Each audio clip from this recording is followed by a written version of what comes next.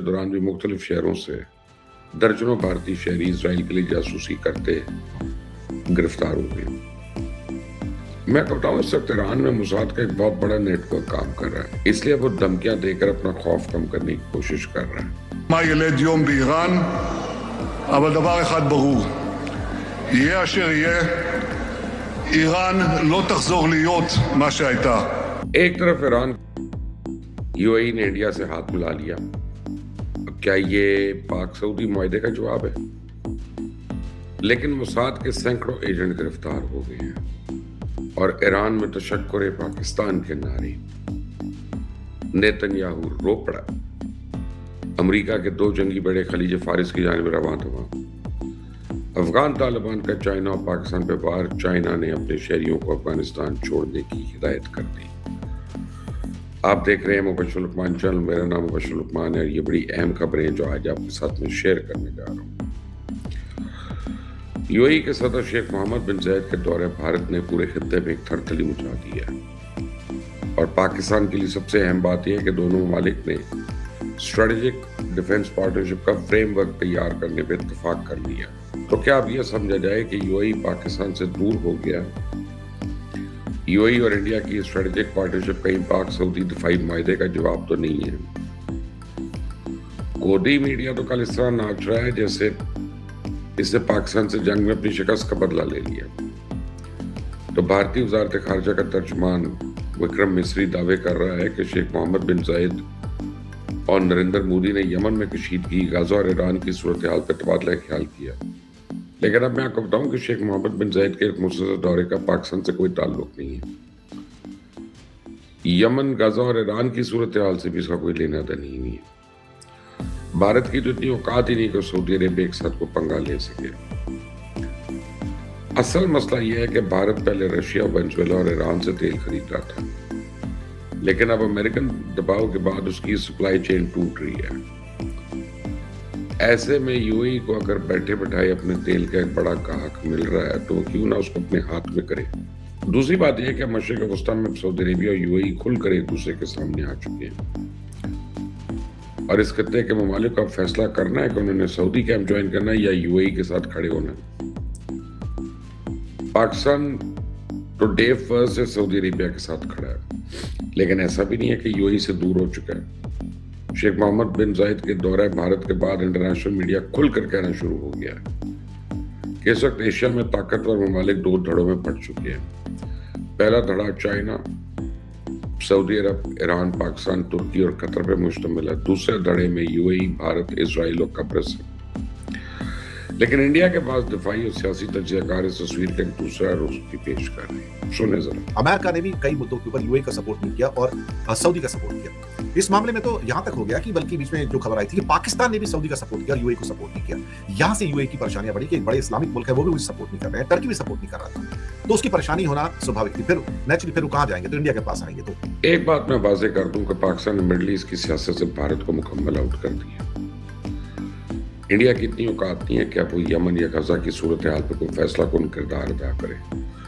اس کا حال تو یہ ہو چکا ہے کہ اس نے بنگلہ دیش سے بھی اپنے سفارتکاروں کے اہل خانہ کو بلا لیا۔ سب سے بری شکست اسے ایران میں ہوئی ہے۔ ایران انڈیا کا پرانا اسٹریٹجک پارٹنر تھا، لیکن اب اس پر ایک تیلے کا اعتبار کرنے کو تیار نہیں۔ انڈیا کے شہری تاجر، صحافی اور طلباء کے روپ میں ایران جاتے ہیں اور وہاں موساد کے لیے جاسوسی شروع کر دیتے ہیں، اور ایرانی حکام نے پچھلے سال بھی اسرائیل کے ساتھ جنگ کے دوران سینکڑوں بھارتی شہریوں کو گرفتار کیا تھا۔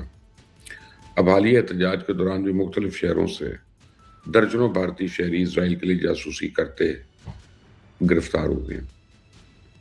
میں کہتا ہوں اس وقت ایران میں موساد کا ایک بہت بڑا نیٹ ورک کام کر رہا ہے، جس میں بھارتی اور افغان شہریوں کے ساتھ ساتھ ایران کے اپنے لوگ بھی شامل ہیں۔ تو موساد نے انہیں ایرانی قیادت، خاص طور پہ آیت اللہ خامنائی کے کو نشانہ بنانے کا ٹاسک دے رکھا ہے، لیکن الحمدللہ ابھی تک اپنے ارادوں میں کامیاب نہیں ہوئے، اور ایران باقاعدہ آج اس بات کا اعتراف کر رہا ہے کہ اس خطے میں صرف ایک پاکستان ہے جس پر وہ آنکھیں بند کر کے اعتماد کر سکتا ہے۔ سنیں ذرا۔ The pattern repeats. Trusted partners hesitate or distance themselves, while our brotherly neighbor, Pakistan, consistently calls for Iran's stability and condemns external meddling. Iran never forgets true solidarity in tough times. ہاں یہ تو صحیح ہے کہ ایران نے اندرونی سورش پہ قابو پا لیا، لیکن آپ کو بتاؤں ہر گزرتے دن کے ساتھ بیرونی حملے کا خطرہ بڑھتا جا رہا ہے۔ امریکی جنگی طیارے دھڑ مڈل ایسٹ پہنچ گئے ہیں، جاسوسی طیارے رات دن خلیج فارس پر نگرانی کر رہے ہیں۔ امریکی میڈیا تو بتا رہا ہے کہ امریکہ کے 2 جنگی بیڑے بھی خلیج فارس پہنچ رہے ہیں۔ یو ایس ایس ابراہیم لنکن کے بارے میں کہا جا رہا ہے کہ وہ 25 جنوری کے تقریباً قریب مڈل ایسٹ پہنچ جائے گا، اور U S S George Washington پچھلے ہفتے ایسٹ کوسٹ سے روانہ ہوا تھا، اس وقت کہاں ہے اس کے بارے میں کسی کو نہیں پتا۔ ترکی اور ایران کے انٹیلیجنس ذرائع بتا رہے ہیں کہ U S S George Washington نے اپنا ٹریکر سسٹم آف کر دیا، جس کی وجہ سے اس کی نقل و حرکت کے بارے میں اب کسی کو کچھ نہیں معلوم۔ ایران بھی ہاتھ پر ہاتھ دھرے تو نہیں بیٹھے گا نا، مسلسل اپنے میزائل ٹیسٹ کر رہا ہے۔ اور دوسری طرف سے چائنا کے مزید 2 کارگو طیارے کل تہران میں اترے ہیں اور رشیا سے بھی امداد آ رہی ہے۔ نیتن یاہو کو شک ہو رہا ہے کہ کہیں ایران خود اس سے پہلے حملہ نہ کر دے، اس لیے وہ دھمکیاں دے کر اپنا خوف کم کرنے کی کوشش کر رہا ہے۔ מה ילד יום באיראן, אבל דבר אחד ברור, יהיה אשר יהיה, איראן לא תחזור להיות מה שהייתה. ایک طرف ایران کی صورتحال کے پیش نظر خطے کی خطرناک صورتحال ہے، دوسری جانب افغانستان پہ قابض طالبان رجیم کو مزید بدامنی کی طرف دھکیل رہی ہے۔ تو طالبان رجیم نے کل پاکستان اور چائنا پہ بیک وقت وار کیا۔ کابل میں کل ایک چائنیز ریسٹورنٹ کو بم سے اڑایا گیا، اور ایک اطلاع کے مطابق اس دھماکے میں ایک چائنیز شہری ہلاک ہوا۔ اب اس دھماکے کی ذمہ داری ایک بین الاقوامی دہشت گرد گروہ نے قبول کر لی، لیکن اب طالبان رجیم کی منافقت کا اندازہ سے لگائیں کوئی اس کو سلنڈر بلاسٹ کہہ رہی ہے۔ کابل انتظامیہ صرف اس دہشت گرد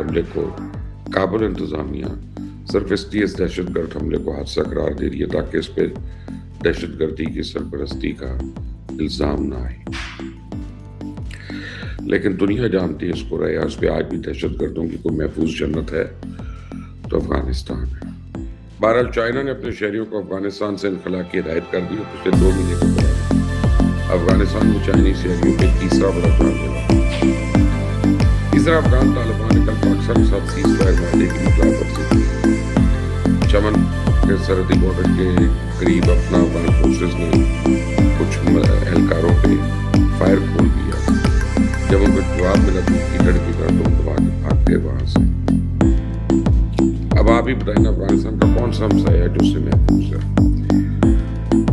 پہلے وہاں پہ مقیم دہشت گرد گروہ صرف پاکستان پہ حملہ کر رہے تھے، لیکن اب ایران کو بھی اس حملوں کی زد میں لے آئی ہے۔ چائنا اور تاجکستان بھی اپنے شہریوں کی لاشیں اٹھانے پہ مجبور ہو گئے۔ تو کیا اس خطے کے ممالک یوں ہی ہاتھ پر ہاتھ دھرے بیٹھے رہیں گے؟ کیا ہم یوں ہی دہشت گردوں کے ہاتھوں یرغمال بنیں گے؟ میرے خیال میں تو اب وقت آ گیا کہ